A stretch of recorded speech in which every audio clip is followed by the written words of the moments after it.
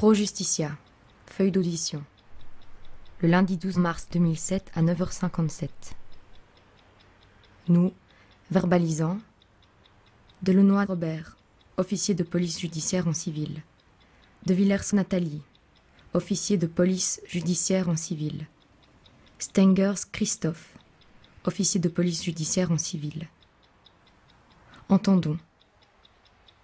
Savatinova Rosalia Dimitrova, nationalité bulgare, née le 12 novembre 1988 à Sofia, Bulgarie, qui déclare par le truchement de l'interprète « Je désire m'exprimer en bulgare ».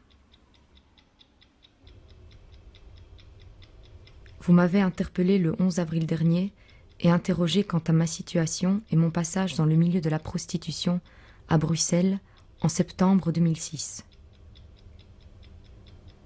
J'ai accepté de vous parler, mais je n'ai pas souhaité signer une déclaration de peur de représailles du milieu dans lequel j'évoluais. En réalité, j'ai très peur. Non seulement pour moi, mais surtout pour ma grand-mère qui est âgée de 80 ans. Elle vit seule dans un petit village situé près de la ville de Balchik en Bulgarie, où le groupe qui m'a exploité est très présent. Il faut que vous sachiez que ma grand-mère m'a élevée depuis mes 2 ans, quand ma mère m'a abandonnée. Mon père est un alcoolique profond, et il était incapable de s'occuper de moi. Pour parler de ce qui m'a amenée à Bruxelles, je peux vous dire que je connaissais depuis mon enfance une fille prénommée Leta. J'avais confiance en cette fille qui était plus âgée que moi. J'avais appris de sa maman qu'elle était aide-soignante en Belgique depuis plus d'1 an. Lorsque Leta est rentrée en Bulgarie en 2006, je l'ai rencontrée. Sa maman m'avait proposé de la revoir et avait même envisagé que j'accompagne sa fille en Belgique pour m'occuper d'une vieille personne. De cette manière, j'aurais pu envoyer de l'argent à ma grand-mère. Leta m'a invité à la suivre sur la côte à Varna, où elle louait un appartement. Cela se passait pendant l'été 2006.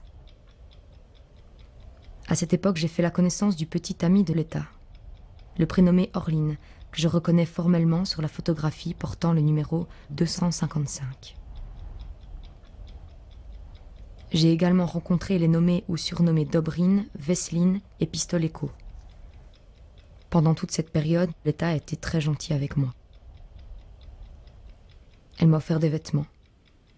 Elle évoquait la Belgique et le vieux monsieur qu'elle gardait à Bruxelles. Je dois reconnaître que j'ai vécu comme une princesse pendant 3 mois. En septembre 2006, un cousin de Leta, un prénommé Kolio, est venu nous chercher pour nous emmener en Belgique. L'achat de mon passeport avait été réglé par Leta. Nous sommes arrivés à Bruxelles et Kolio nous a déposés dans un appartement situé en sous-sol d'une maison à plusieurs étages. Lorsque j'ai vu la photographie portant le numéro 357 sur laquelle figure Orline, j'ai reconnu l'entrée et la fenêtre à barreaux de cet appartement. Je me souviens que de la chambre, on pouvait apercevoir les jambes des passants sur le trottoir. 2 jeunes filles se trouvaient à l'adresse. Quand je lui ai demandé pourquoi on n'allait pas chez son vieux monsieur, Leta m'a répondu que je devais bien me douter qu'il n'y avait pas de personnes âgées dont il fallait s'occuper, mais bien du travail dans la prostitution. J'ai coupé court en lui répondant qu'il était exclu que je me prostitue et lui ai annoncé que je voulais rentrer chez moi. Elle m'a dit que je n'avais pas le choix et que je devais aller travailler comme prostituée dans une vitrine pour rembourser tous les frais qu'elle avait engagés pour moi en Bulgarie et pour le voyage. Elle m'a répété que j'allais devoir travailler dès le soir. Elle a ajouté que j'allais être contrôlée par la police et que je devais absolument leur dire que je travaillais avec mes amis, sans poisson, c'est-à-dire sans proxénète en bulgare. Leta est partie. J'ai fait connaissance avec les filles. Elles m'ont prévenu que je devrais être forte parce que je risquais d'être battue par Leta. Ce soir-là, nous avons quitté l'adresse pour nous rendre dans la rue des Vitrines. Les filles détenaient mon passeport et avaient l'ordre de ne pas me le remettre, sauf en cas de contrôle de police. J'ai travaillé 4 nuits dans un bar en compagnie des 2 filles surnommées Miri. Elles devaient m'expliquer le travail. Elles m'ont également fourni des vêtements de travail et des chaussures à talons hauts. Elles m'ont communiqué les tarifs, à savoir 40 € pour entretenir des relations sexuelles. J'ai eu plusieurs clients, mais jamais assez pour atteindre le montant que je devais rembourser pour payer la vitrine. Je ne sais pas comment vous expliquer le dégoût que j'avais à faire ces choses. Pendant les 12 heures de travail, les 2 Miri téléphonaient régulièrement à l'État, en disant que je ne souriais pas en vitrine, que je ne prenais pas tous les clients qui se présentaient, et que je pleurais sans cesse. Elles me passaient l'État au GSM qui m'insultait, en me disant que si je ne travaillais pas mieux, Orline allait venir me corriger. Dès notre retour à l'appartement, l'État se présentait pour récolter l'argent. Elle m'a frappé à plusieurs reprises parce que je ne gagnais pas assez.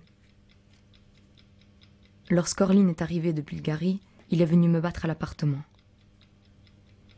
Il est arrivé en rage en compagnie de l'État. Il m'a tiré par les cheveux et m'a placé la tête dans le lavabo, sous le jet du robinet, tout en me donnant des coups sur les épaules. Il répétait sans cesse « Je vais la tuer, je vais la tuer ». Il est finalement reparti. L'État a donné mon passeport aux 2 filles qui l'ont mis dans un sac à dos pour aller travailler.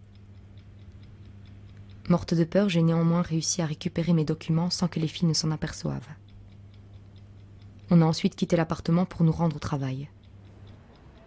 En chemin, elles ont voulu passer par une épicerie. J'en ai profité pour prendre la fuite. J'ai couru comme j'ai pu et je me suis retrouvée à la gare centrale. J'y ai passé 3 nuits. Des clochards se sont présentés pour voir ce que je faisais là. J'ai dormi sur les bancs. Le 4e jour, j'ai fait la connaissance d'une dame qui comprenait l'anglais et qui m'a proposé de l'aide. Cette dame s'est renseignée et m'a obtenu un rendez-vous auprès d'une association spécialisée. Comme j'avais trop peur de signer une déclaration, il m'a été répondu que je ne pouvais pas être reconnue comme une victime et être prise en charge.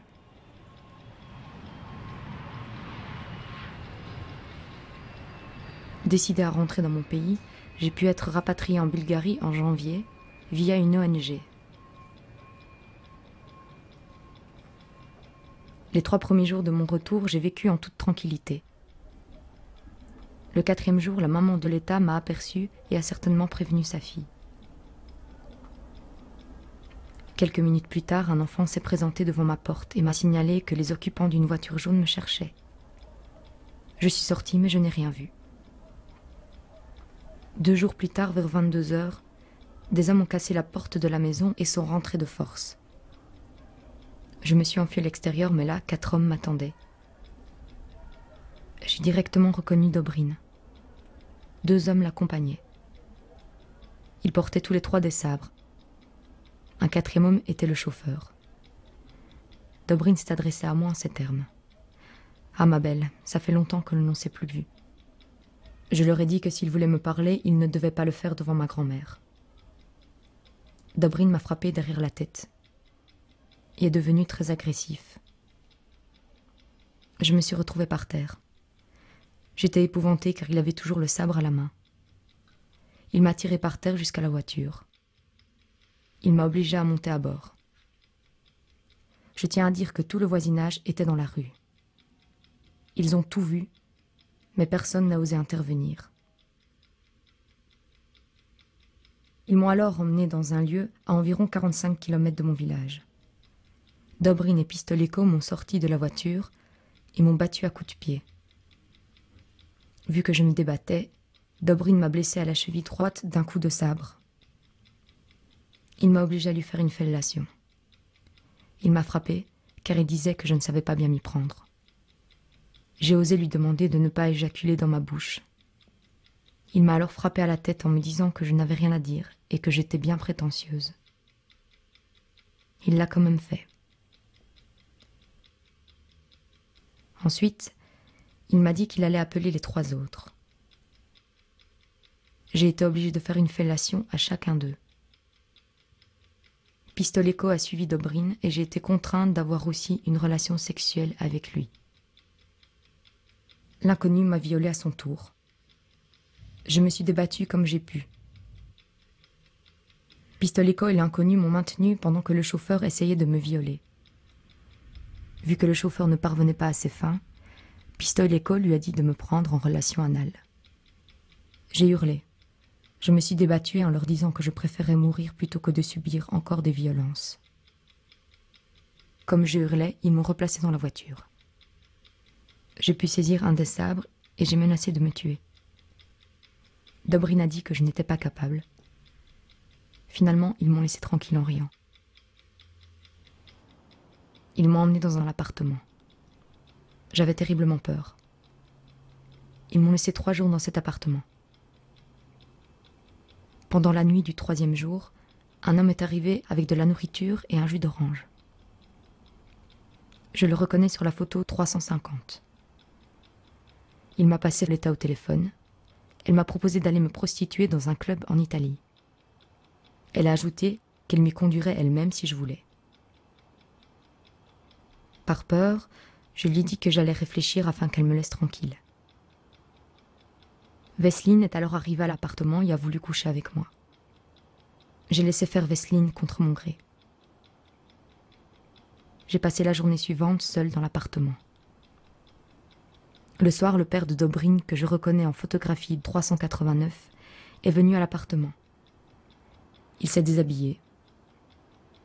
Je lui ai demandé ce qu'il faisait.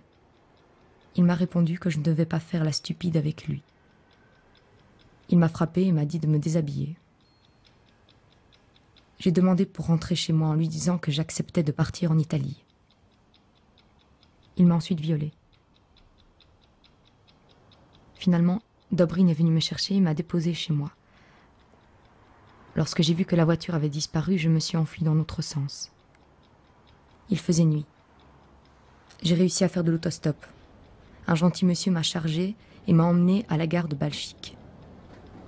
J'ai pris un train sans payer car je n'avais pas d'argent. Lorsque je suis arrivée à Sofia, je me suis rendue chez ma marraine. Je lui ai expliqué le calvaire. Je suis restée quelques jours chez ma marraine jusqu'à ce qu'elle m'aide à prendre un avion pour Bruxelles. Je ne voulais plus rester en Bulgarie. Et je dois vous avouer que la famille d'accueil chez qui je suis hébergée en Belgique est très gentille avec moi. Je me considère comme une victime de la traite des êtres humains et revendique ce statut. Je n'ai rien à ajouter pour l'instant. Lecture faite, persiste et signe.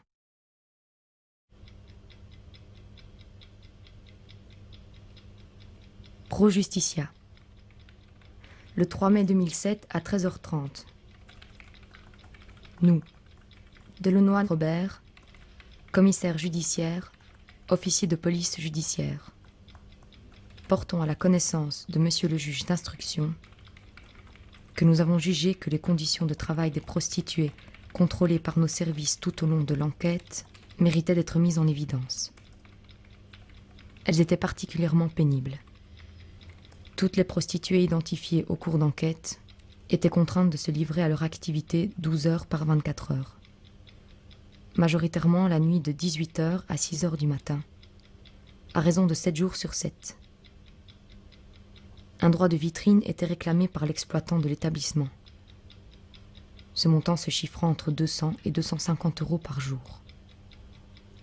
Tenant compte du prix de la passe qui s'élevait en général à 50 euros, il fallait aux prostituées voir passer 5 clients avant de commencer à calculer l'argent qu'elles auraient à remettre ensuite à leurs proxénètes. Des témoignages recueillis, il était régulier pour la plupart des filles de terminer leur pause avec des gains se chiffrant entre 500 et 1500 euros. À 50 euros la passe, on peut considérer qu'elles se livraient à plus de 15 clients par 12 heures, certaines à plus de 30. Ceci pour satisfaire le proxénète et éviter des déchaînements de violence de sa part. Pour optimiser le rendement de leurs prostituées, Certains proxénètes exigeaient qu'elle fasse usage d'une minuterie de cuisine, limitant le temps de la passe à 10 minutes pour 50 €. Nous avions déjà eu l'occasion de le constater dans différents bars. Nous avons photographié les minuteries utilisées dans le bar L'Arlequin. Nous joignons ces photographies en annexe du présent. Nous transmettons le présent à Monsieur le juge d'instruction d'Andoy, de et à Bruxelles. Dont acte.